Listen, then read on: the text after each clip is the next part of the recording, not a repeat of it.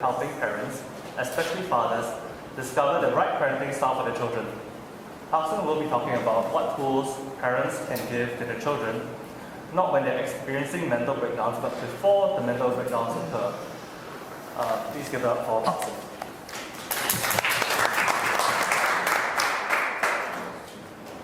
Okay. Hi, good afternoon everyone. My name is Parkson, not associated with the shopping mall in JB. I don't have a share there, I probably won't be here. Okay, yeah, I'm a husband, father, grandfather, relationship coach. I help couples to improve their coupleability. Have you heard that word? Coupleability? Alright, it's actually not in the dictionary, but it's an engineering term. Alright, so today I want to talk to you about what parents can do. Okay. Next slide, please. Yeah, so I think everyone is familiar with this incident. Okay, it was an incident that really shook the nation and kind of woke us up. And all of a sudden, mental health again came to the spotlight, right, to center stage, and many things were done. Okay, and I think this is just symptomatic of something that is deeper. I think all the measures that we put in place, buddy systems and all that kind of thing. Of course, they all are pieces of a big jigsaw puzzle and they are all important, right? But if we want to talk about prevention, I think we need to go upstream, in that sense, to when the child is younger. So this is where I'm heading for this presentation, all right? So next slide.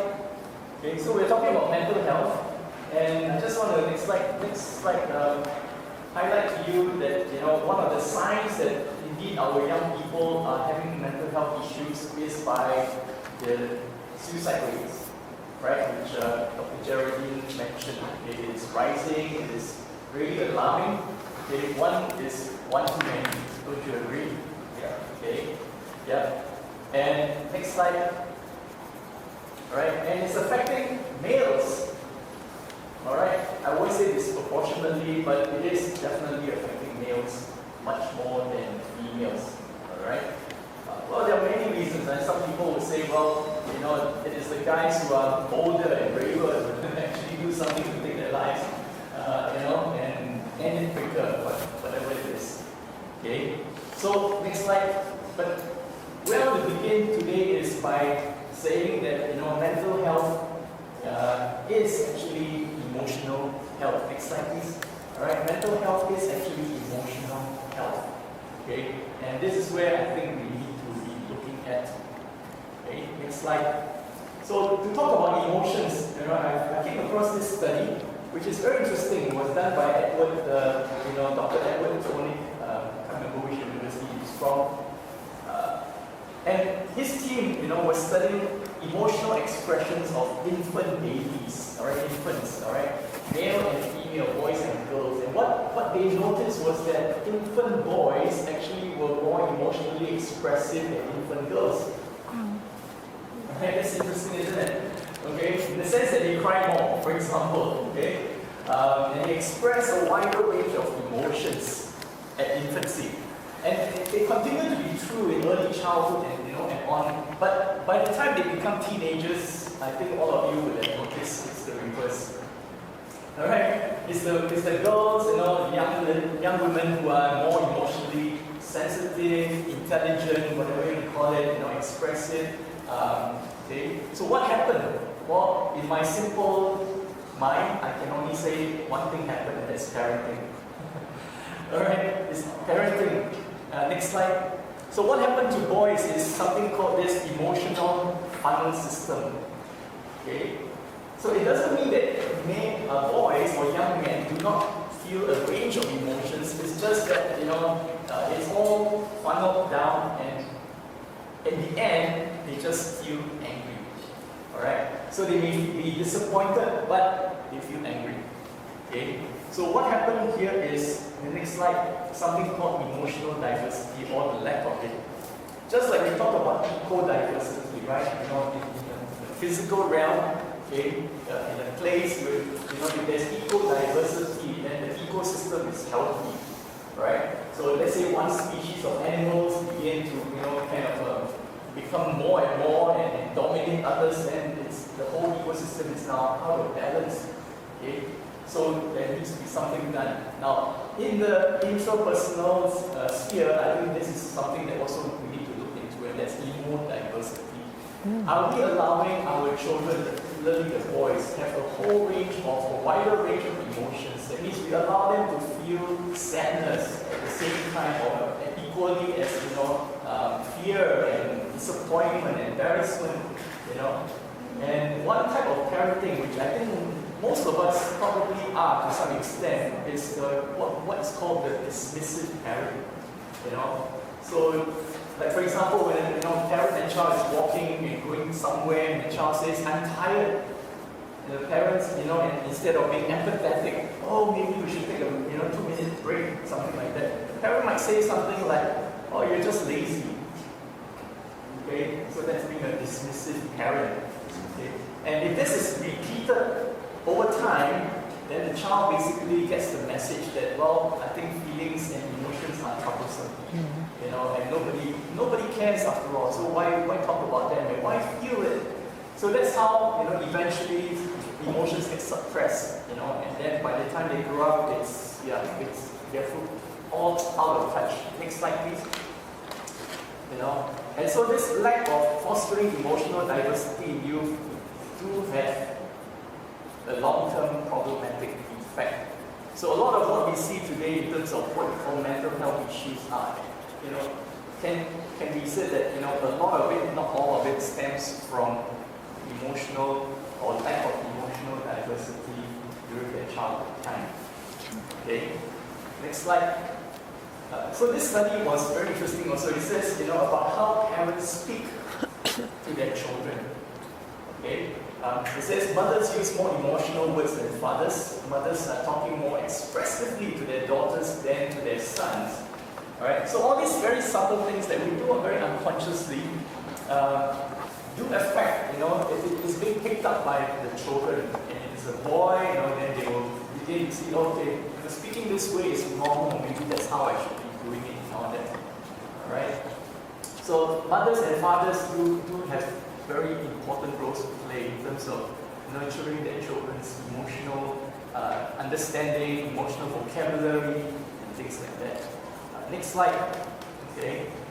And as a result, boys grew up in a world inhabited by a narrower range of emotions. Okay, and they lead other emotions, particularly the more vulnerable emotions like being ignored and things like that.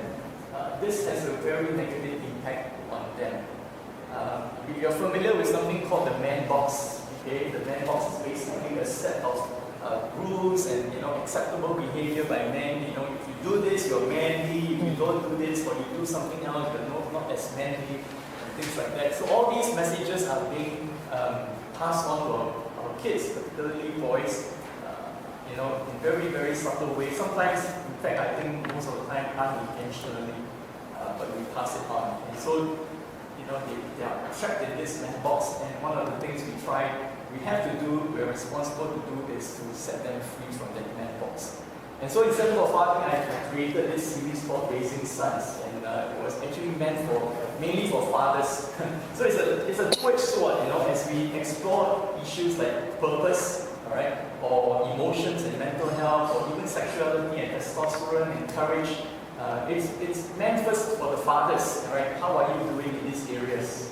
All right, because if you are not doing okay in these areas, if you have not got it right in your own life, you don't have the right understanding and perspective of this, how can you help your sons grow up to avoid what is today called toxic masculinity and those various traits, for example. Okay, all right. So next slide. Another area that I think in terms of parenting, we harm our boys is harsh parenting. Okay, in my workshops at Center for Fathering, we talk a lot about that. Is it okay to spank? Is it okay to yell at your kids and things like that? I tell you, I spanked a lot my kids. Okay, and so today's studies have helped us to be more educated and more informed about such things. But I guess in Asia, this study came from Asia, China in particular, alright? And so it's quite relevant to us. So what is shown is that harsh punishment actually, produces children. Children become more aggressive when they grow older.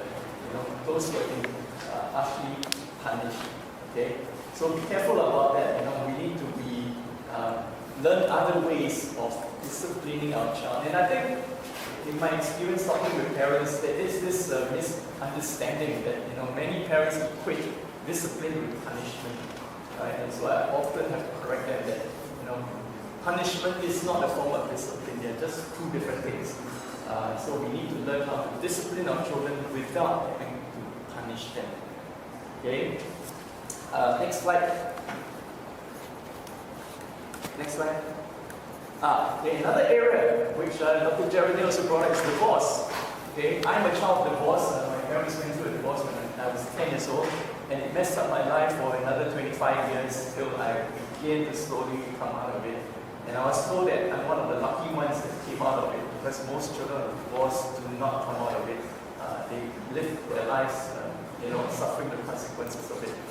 Okay, so in my parenting workshops, I talk about marriage a lot, and I'm helping couples. I've been helping couples in their marriages to whatever extent I can. I'm not a trained counselor, but I do whatever I can to help them. All right. So conflicts and divorce also have negative impact on children. All right. They come home very, and see their parents fighting.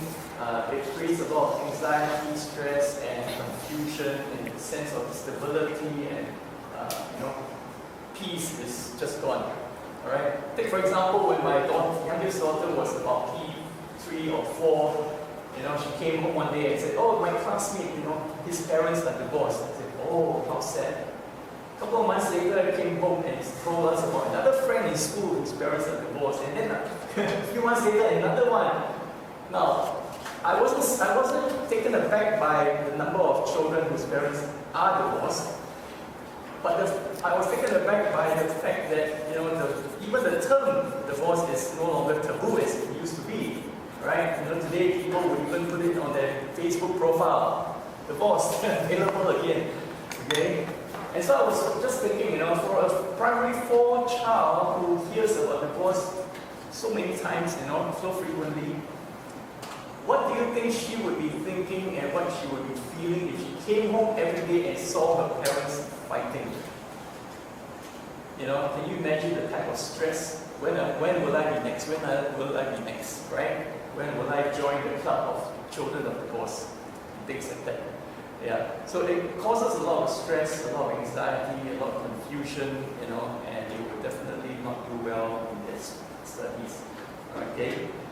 All right. Next slide. And next slide. So, what must parents do? Well, I'm just summarizing. Number 1, be an emotion coach. Okay. I conduct a workshop in Center for Fathering called Emotion Coaching, which is actually an evidence-based approach of parenting. Instead of being a dismissive or disapproving parent, you learn to be an emotional coach in 5 simple steps. So look up for it. Number 2, avoid harsh punishment. Okay, so learn to discipline your child instead of resorting to punishment. Okay. Number 3, provide a safe haven by working on your marriage. And number 4, autonomy. Okay, now I've not touched on autonomy, so I'll do it right now. Next slide. So I came across this paper about autonomy and resilience, and I just want to highlight a few things that I read here. Okay, which they use the word agency instead. Agency can be defined as the capacity to make choices and the power to act on those choices. All right. And adolescents' agency also plays a role in shaping their experience of resilience. Okay?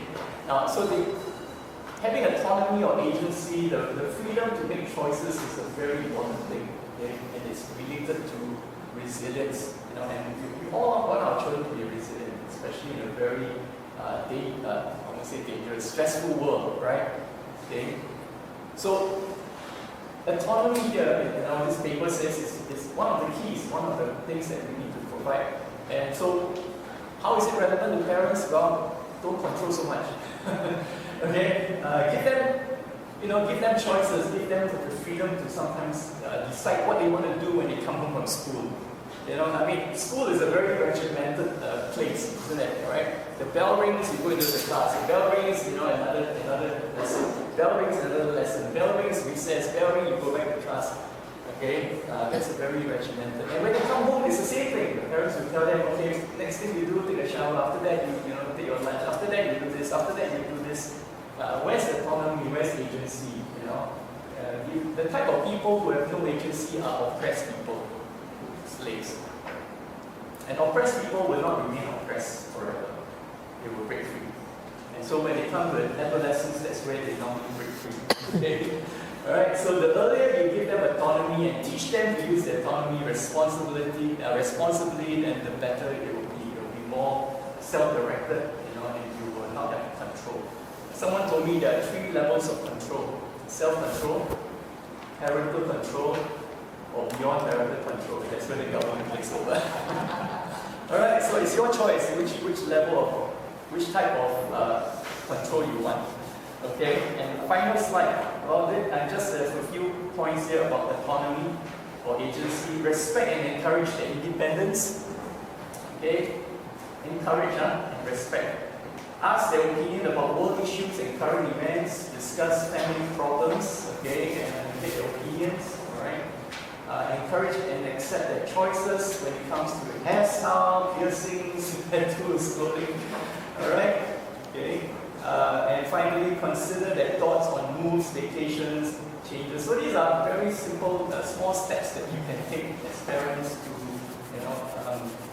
give your child more agency and autonomy. All right, show them that you are respecting them, you value their views, and value their inputs. Okay, and then these are all opportunities to teach them and model to them planning, organizing, problem solving, decision making, and self-regulation.